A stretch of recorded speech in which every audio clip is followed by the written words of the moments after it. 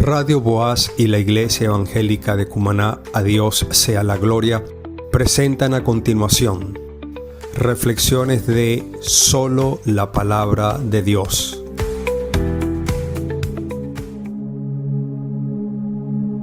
Dios les bendiga, amados hermanos y amigos. Les habla César Amundaray. Hoy damos inicio a la semana de inducción del proyecto Solo la Palabra de Dios 2026. En las próximas semanas iniciaremos el viaje en conjunto de leer la Biblia un capítulo al día, comenzando con el Evangelio de Lucas. En esta primera semana haremos una inducción técnica para ubicar cronológicamente el libro, conocer el perfil de Lucas y su enfoque, estudiar el contexto político, económico, social y cultural y por último, el propósito del libro de Lucas. Así pues, hoy nos corresponde ver la ubicación cronológica del Evangelio según Lucas. Pero antes, es vital entender que Lucas no escribe en el vacío. Su relato es el clímax de una historia que comenzó miles de años atrás. La narrativa bíblica comienza con una afirmación de autoridad: Dios como creador y rey del universo. Según el Génesis, el mundo fue diseñado como un espacio de comunión donde el hombre no solo habitaba, sino que tenía la responsabilidad de gobernar como un vicerregente bajo la autoridad divina. Sin embargo, el pecado no fue solo una falta moral, fue una rebelión contra ese gobierno. Al pecar, el hombre fue separado de la presencia de Dios, perdiendo su propósito original y dejando la creación bajo el dominio del caos. ¿Cómo recuperaría Dios el trono que el hombre abandonó? Dios decidió restaurar su reino a través de una familia. Llamó a Abraham con la promesa de una descendencia numerosa. Siglos después, esta promesa se consolidó en la nación de Israel. Bajo los reinados de Saúl, David y Salomón, Israel surge como una potencia regional. Esto fue aproximadamente hace 1000 años antes de Cristo. Contamos con evidencia arqueológica como la estela de Tel Dan, un fragmento de piedra del siglo IX a.C. que contiene la inscripción Casa de David. Esta es la evidencia extrabíblica más antigua del linaje real que el historiador Lucas menciona en su Evangelio.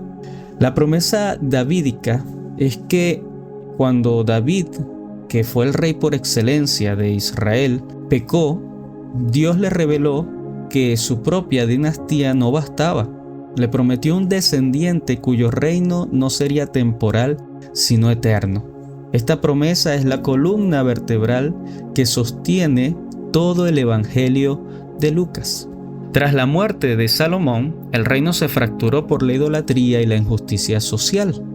En el año 586 a.C., el imperio de Babilonia destruyó Jerusalén y el templo, llevando al pueblo al exilio. Aunque un remanente regresó 70 años después, la nación nunca volvió a ser soberana. Israel pasó de mano en mano por los grandes imperios de la historia. El imperio persa, quienes fueron los que permitieron el regreso a Jerusalén, pero bajo su control. Luego el imperio griego con Alejandro Magno. La cultura helénica penetró en Israel y se produjeron muchos cambios en la cultura. Luego vino el imperio romano. En el año 63 a.C., el general Pompeyo entró en Jerusalén, convirtiendo a Judea en una provincia tributaria. Para el tiempo de Jesús, Israel era una nación ocupada, llena de resentimiento y con una esperanza mesiánica al borde del estallido. En medio de esta opresión, Lucas introduce su relato mencionando a Herodes el Grande en Lucas capítulo 1. La historia confirma que Herodes fue un rey idumeo puesto por Roma, famoso por su crueldad y por sus masivos proyectos de construcción, como la reconstrucción del Segundo Templo, confirmada hoy en día por el Muro de los Lamentos que sigue en pie. En Lucas 1, el ángel Gabriel rompe el silencio de 400 años, como se le suele decir, anunciando que el hijo de María recibiría el trono de David su padre. Lucas ancla este evento con una precisión asombrosa.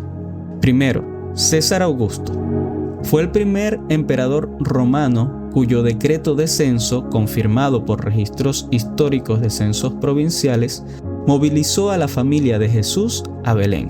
Y segundo, Poncio Pilato, prefecto de Judea.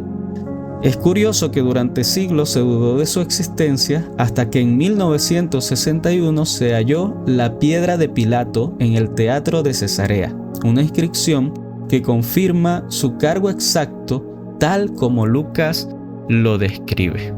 Entonces vemos que en el relato de Lucas hay una precisión histórica, pero también Lucas es meticuloso con los tiempos. En cuanto al ministerio de Jesús, nos dice que comenzó en el año 15 del reinado de Tiberio César, según Lucas capítulo 3, versículo 1, lo cual nos sitúa exactamente en el año 28-29 después de Cristo, tal como hacemos la cronología actualmente de la historia. Jesús entonces tenía aproximadamente 30 años de edad al iniciar su ministerio. Cuando ocurre la muerte y la resurrección del Señor Jesús, son 3 años después, hacia el año 33 después de Cristo, bajo el gobierno de Pilato. Por lo tanto, el libro de Lucas abarca así unos 40 años de transición donde el reino de Dios, que había sido prometido, vuelve a irrumpir en la historia humana. ¿Cómo sabemos que el relato es confiable? La clave está en cuándo se escribió. Por eso es importante la ubicación cronológica que estamos haciendo.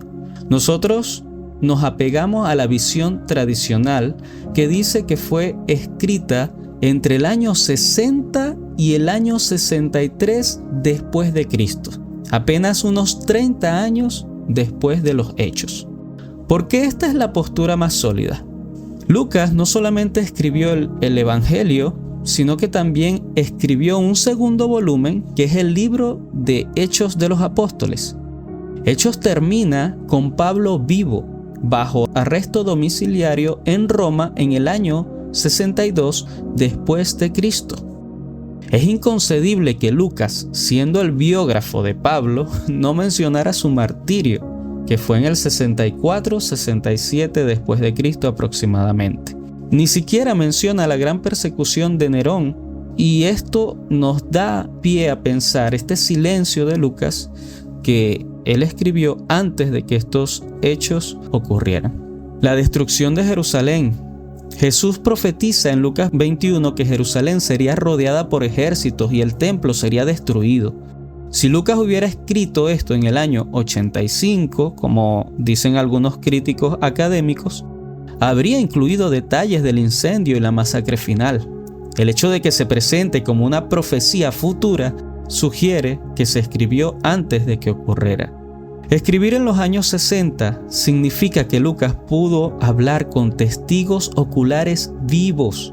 La tradición dice que entrevistó a María para obtener los detalles del capítulo 1 y 2.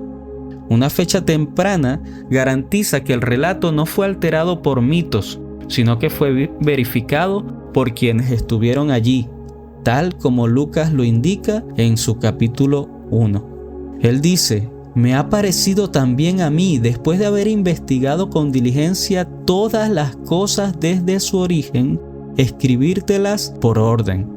Lucas no escribe por emoción, sino por investigación. Como médico y compañero de viajes de Pablo, usó el método científico de su época para darnos un registro ordenado. El resumen cronológico final que al cual hemos llegado después de esta disertación es el siguiente. Jesús nace aproximadamente en el año 6 a.C. Su ministerio inicia en el año 27 hasta el año 30 después de Cristo, cuando muere y resucita. El Evangelio de Lucas es redactado entre el año 60 y 63 después de Cristo. Y después de esto es que en el año 64 ocurre el gran incendio de Roma y la persecución de los cristianos. Amados hermanos, cuando abrimos el Evangelio de Lucas, no estamos leyendo un cuento de hadas. Estamos leyendo el reporte de un investigador que se tomó el tiempo de verificar cada nombre, cada ciudad y cada fecha. El reino de Dios es histórico, es real y es el que nos convoca hoy. Que sean todos bienvenidos a este estudio profundo de la palabra del Señor. Mañana entonces continuaremos con lo que sería el enfoque del perfil de Lucas. Así que no se lo pierdan. Continuamos adelante con este plan de lectura bíblica anual. Que Dios les bendiga a todos.